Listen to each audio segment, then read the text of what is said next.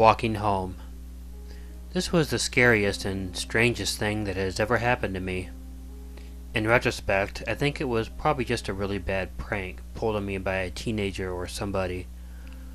However, when it happened, it was the most terrifying experience I'd ever had.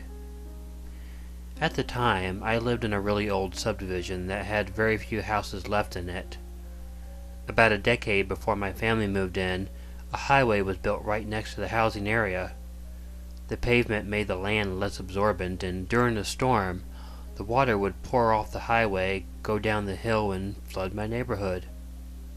It wasn't unusual after a strong storm to have a yard that resembled a swimming pool more than a yard. It was unusual for it to take less than 2 weeks for that land to completely drain back to normal. Now, the reason I mention that is to give you an idea of how dark it is where I live.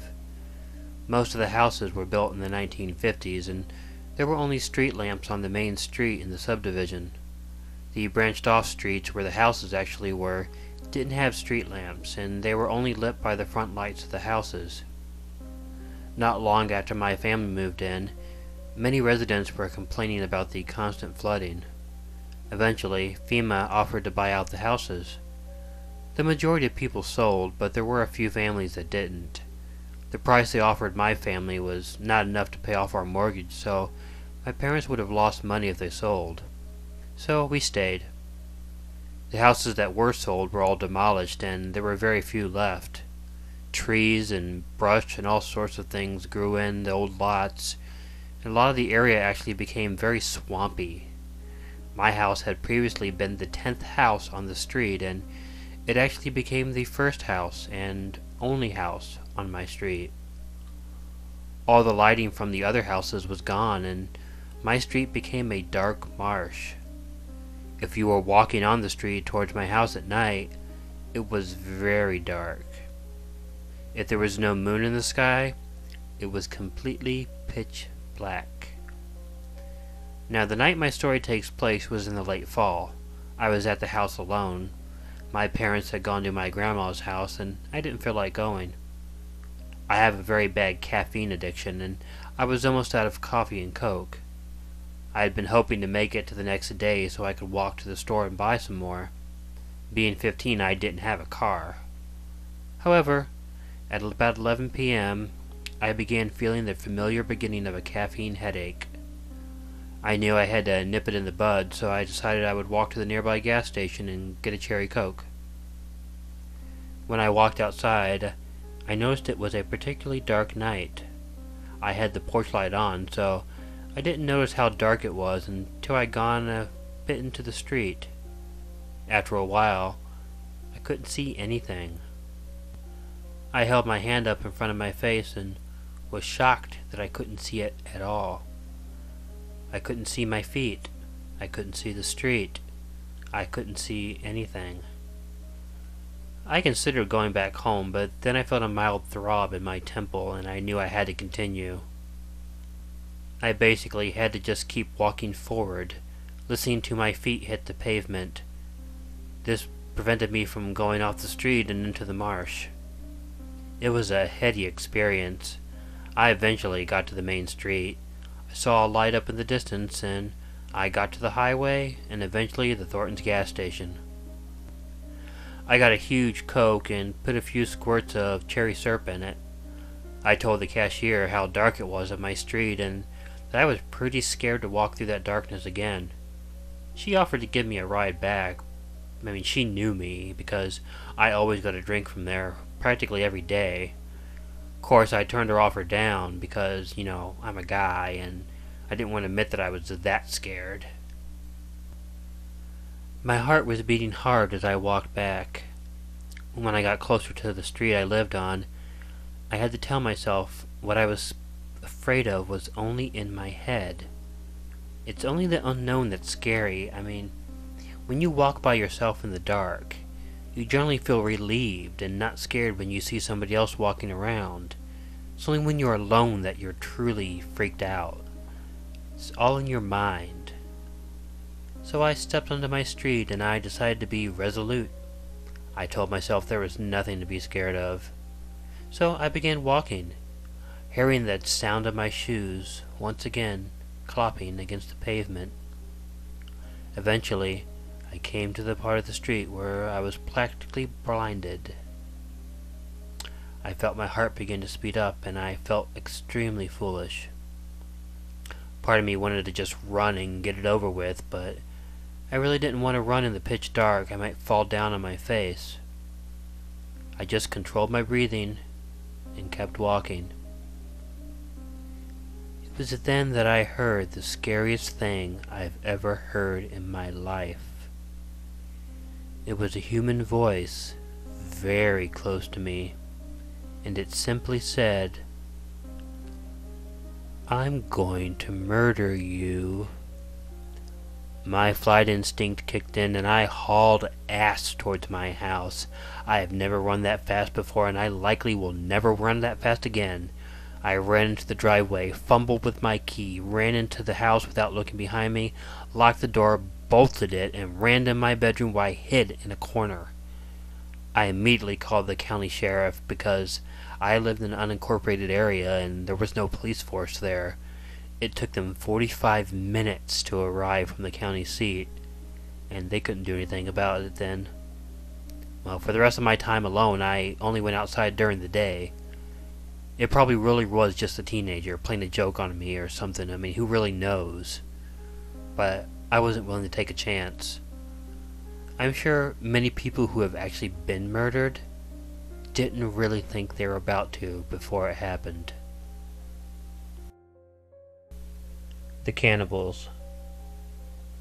Retelling this story just pisses me off.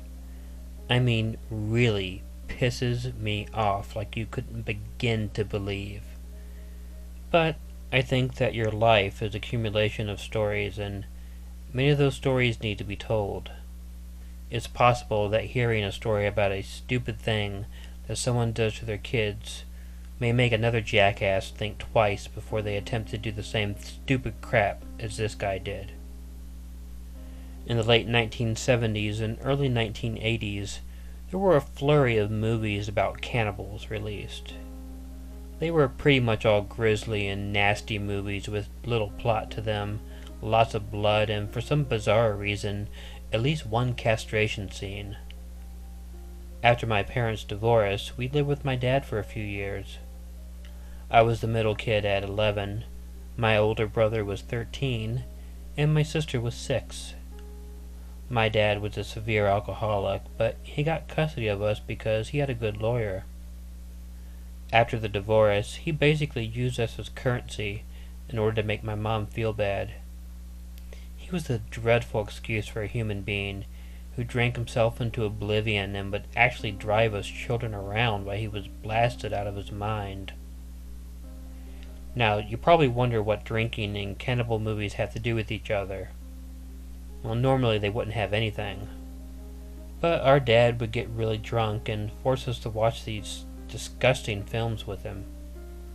Although I've always despised the man, I can honestly say I don't think he would have done this if he was not drunk. But when he was wasted, he liked seeing us scared for some reason. Well, naturally he knew those cannibal movies freaked us out, and when he got nice and drunk, he would do some of the weirdest and cruelest crap to us. Usually involved either his long or drawn-out lectures or some really tasteless jokes. One particular night in the summer, he had taken us to the beach. As usual, he spent the entire time guzzling down beer and acting like a total jackass. But the worst thing he ever did came when he drove us home. It's important to know that we lived on the Appalachian area, and we had to travel through the mountains to get to the beach. Going back home, we went through several old dirt and gravel roads. On this particular night, my dad veered off the main road onto a dirt road that took us through a hollow that had little to no light in it. After several turns and nearly 30 minutes of driving out through the country, he finally stopped and pulled over on the side of the road.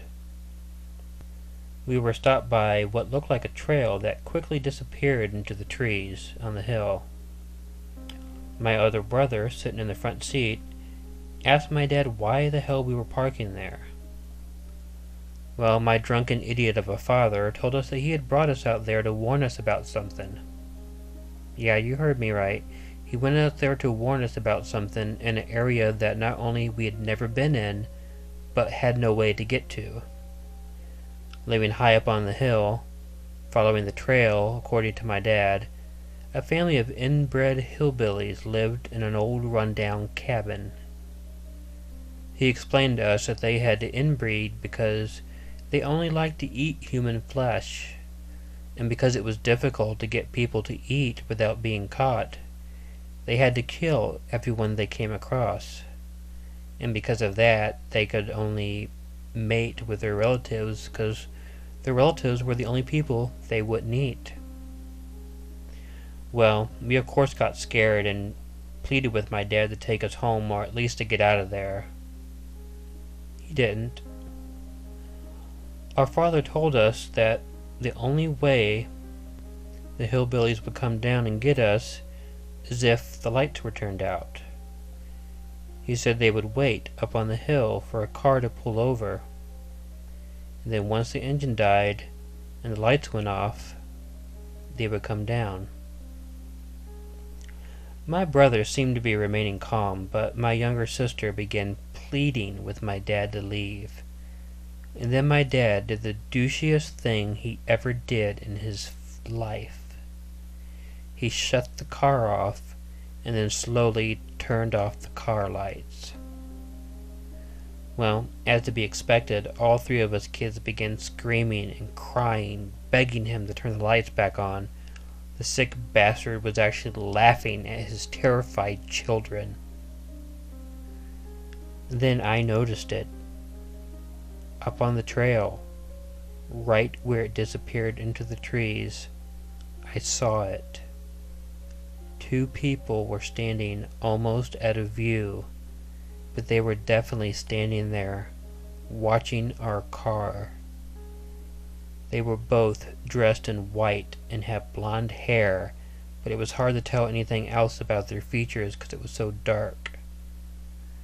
Well, being kids, we definitely thought it had to be the inbred cannibal family, and I alerted my brother and sister to it, and they both started screaming louder than they were screaming before.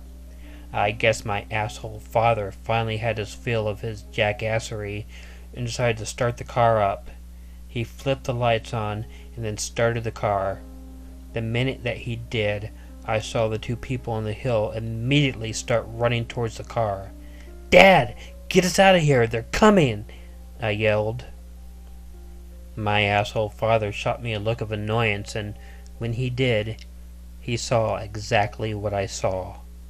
Two blonde people wearing white who ran down the hill and quickly made it to the Ford Bronco my dad was driving. They began beating on the windows, and me and my sister began crying. My dad, finally freaked out but still drunk off his ass, hit the gas and the car took off. The two people ran after us for a moment, but there's no way they could catch up with the car. Well, it was also unfortunate that my dad was driving further down that dark and dirty country road. Every twist and turn was completely terrifying, and we expected to see more of those creepy people each time we turned. Eventually, we made it to a paved road and drove away from the horrid scene. My dad told me later that he had made the story about the family up. He had no idea who the people in white were and why they attacked the car. He figured it must have been because they were doing something illegal up on the hill and didn't want to get caught. Who really knew? All I know is, regardless, it was a despicable thing for a man to do to his children, and I have been frightened of dark country roads ever since.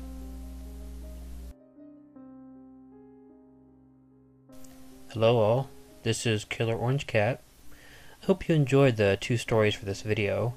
I personally liked the walk, and it actually sent a shiver down my spine when I read it. It was sent to me by Josh Thompson, one of my very first subscribers, who asked to be mentioned as well. I'm really in awe with how quickly this channel is growing. I would have preferred to have more content out quickly, but I really try to make sure that the stories I present are ones that you won't hear anywhere else, and it takes a while to not only get the stories, but then to listen to all the other great narrators to make sure I'm not repeating them. But at the time of this recording, I am very close to hitting 400 subscribers, and I never thought that was going to happen. I'm not really just counting them to be doing so. I'm happy with any amount of people who listen to these videos. If I can scare you or entertain you for a little bit, or tell a good story, that's what I care about. Now, this being my favorite time of year, approaching Halloween, I'm going to try to put up a lot more videos.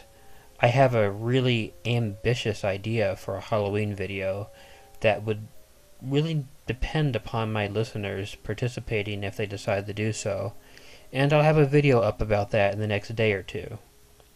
Speaking of Halloween, please try to scare each other this month as much as possible, but safely. I'm going to enjoy it. And as usual, make sure to check in your closets and under your bed, just to feel better. Because remember, no matter how much you want to believe otherwise, you're never truly alone.